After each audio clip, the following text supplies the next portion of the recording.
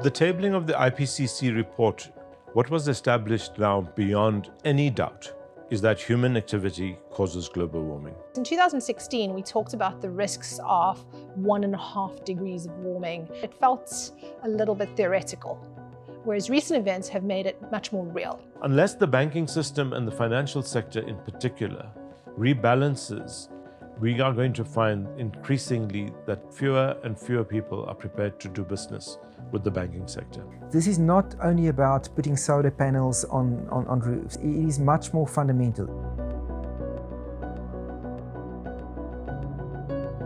The main issue is how we think about Scope 3 emissions, and that's the emissions of the investments we make.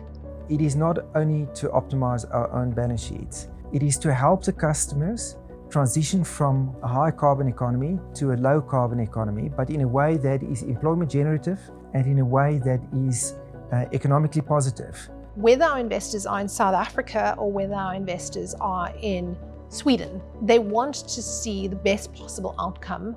And so working with them to understand how they can best achieve that and how they can take into account the climate and social externalities, achieve a just transition, support that. We've got a responsibility to engage on societal outcomes deeply and not view this only as a financial problem or as only an environmental problem.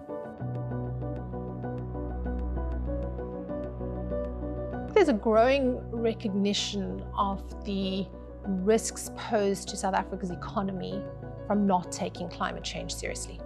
Even non-listed companies will get judged for their not only existence and way in which they operate, but for other companies to do business with.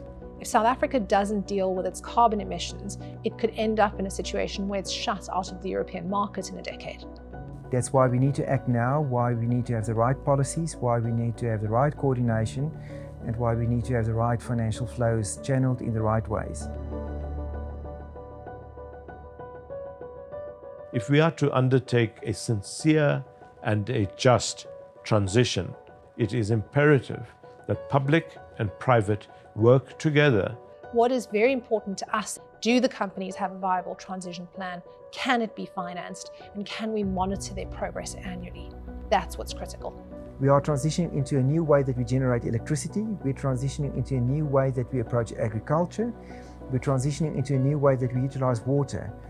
That type of new thinking is something that we need to apply across many sectors, across many companies. And if we do that, then it is a very exciting proposition to transition from the old to the new.